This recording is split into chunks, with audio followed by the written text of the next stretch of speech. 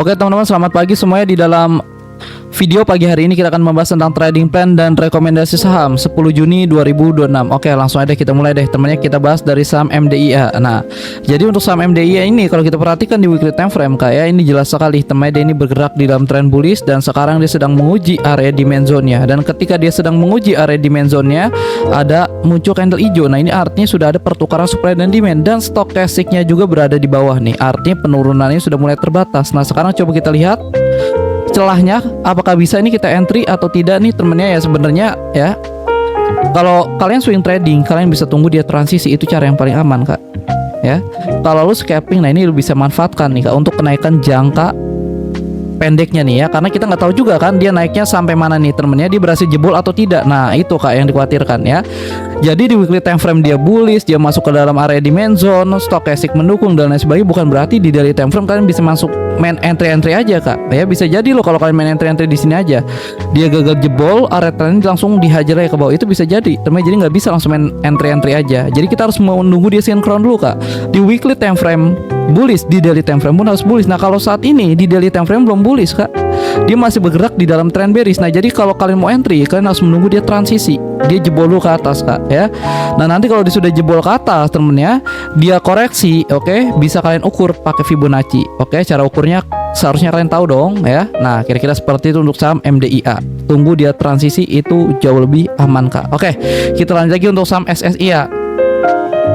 Untuk saham SSI ini kalau kita perhatikan di weekly time frame ya kak, dia sudah patah tren nih kak ya, sudah patah tren temen ya. Artinya tren bearishnya ini sudah nggak valid. Sekarang dia sudah mulai bergerak di dalam awal permulaan daripada tren bullish. Nah coba deh kalau kita ukur pakai Fibonacci nih, dari bawah ke atas. Nah kalian perhatikan deh, dia sudah masuk ke rasio 50% dan 618% ya. Yang perhatikan. Nah tapi ingat sekali lagi, sekalipun kalian sudah tahu di weekly time frame dia bullish dan lain sebagainya, bukan berarti setelah kalian ubah ke daily time frame langsung main entry aja ya. Jadi kalau kalian swing trading, itu lebih baiknya kalian bisa tunggu dia transisi sama seperti saham sebelumnya ya. Oke, karena kalau lu main hajar-hajar di sini aja nih kak ya, kalau dia gagal jebol lu bisa diseret dulu ke bawah, baru mungkin dia naik kak. Nah itu yang bahaya teman ya. Jadi lebih baik tunggu dia transisi dulu. Transisi itu bagaimana? Tunggu dia jebol ke atas ya, nanti dia koreksi, bisa kalian ukur pakai Fibonacci. Oke, jadi santai aja kak trading mah. Ada momentumnya masuk enggak ya, jangan masuk temen ya. Oke, kita lanjut lagi untuk saham Adaro. Untuk saham Adaro juga bagus nih kak ya. Karena apa? Karena secara garis besarnya temen ya, dia ini juga bullish kak. Kalian perhatikan ya, bullish, dan ini rasio 1618 nih ya. Udah muncul candle hijau, artinya sudah ada pertukaran supply dan demand. Nah sekarang coba kita lihat di daily time frame. Nah ternyata di daily time frame ini ada sideways kak. Nah ya, jadi kalau sideways itu bagaimana? Kalian bisa tunggu dia retest ya, dia jebol ke bawah atas, dia jebol ke atas ya, dia naik 3-4 candle, dia koreksi, nah baru kalian bisa masuk kak. Itu cara yang paling aman ya, tunggu dia retest temen ya. Kalau lu main entry di sini bisa aja lu dikocok atas bawah dulu kak ya, bisa dikocok atas bawah dulu ya.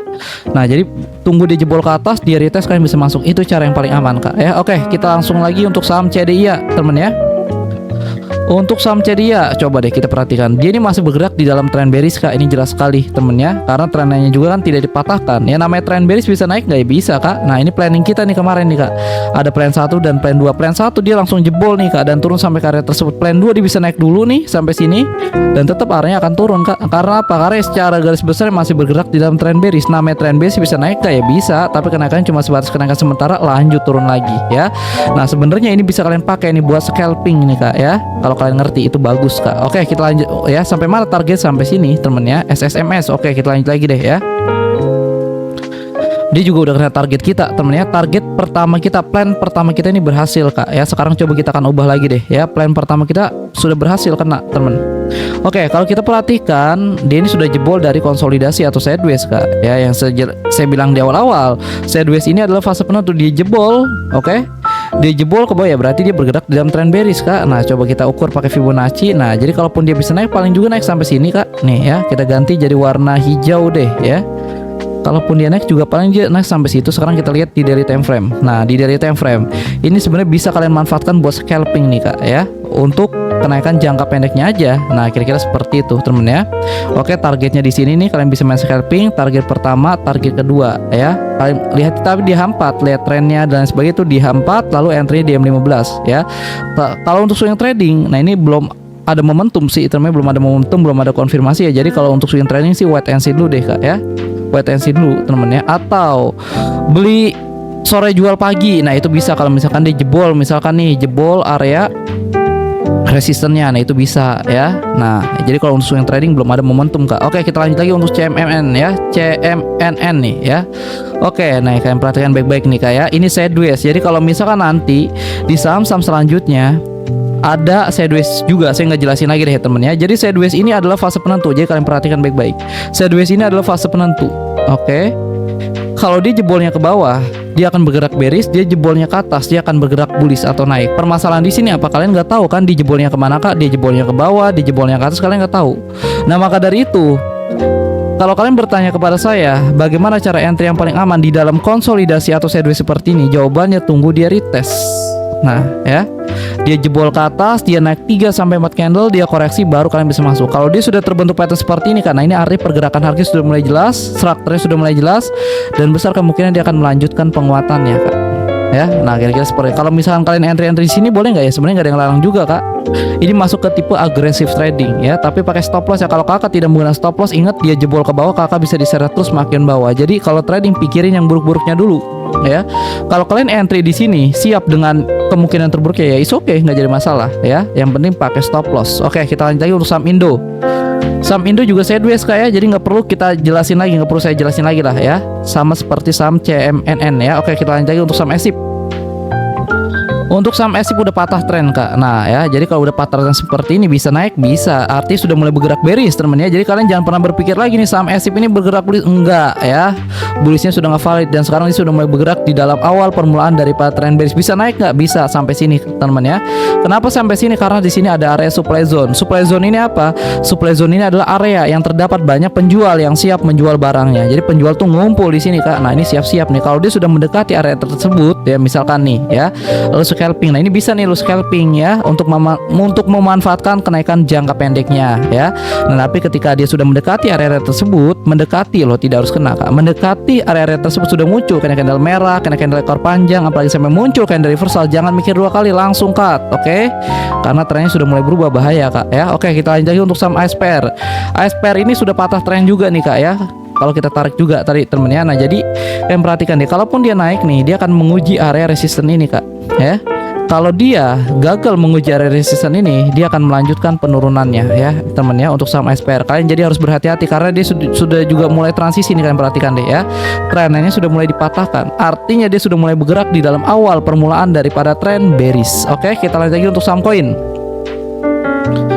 Saham koin dia juga bergerak di dalam tren bearish, ini jelas sekali. Tapi kalaupun dia naik, ya dia bisa naik sampai sini ya. Kenapa sampai sini? Karena di sini ada area supply zone. Supply zone ini apa? Supply zone ini adalah area yang terdapat banyak penjual yang siap menjual barangnya. Nah, jadi kita fokus di sini dulu deh ya. Kita nggak usah fokus terlalu jauh dulu deh Kak ya. Ini mah kalau misalkan dia jebol nih area supportnya, baru deh dia akan lanjut turun sampai sini Kak ya. Nah, kira-kira seperti itu. Oke, kita lanjut lagi untuk saham BKSL.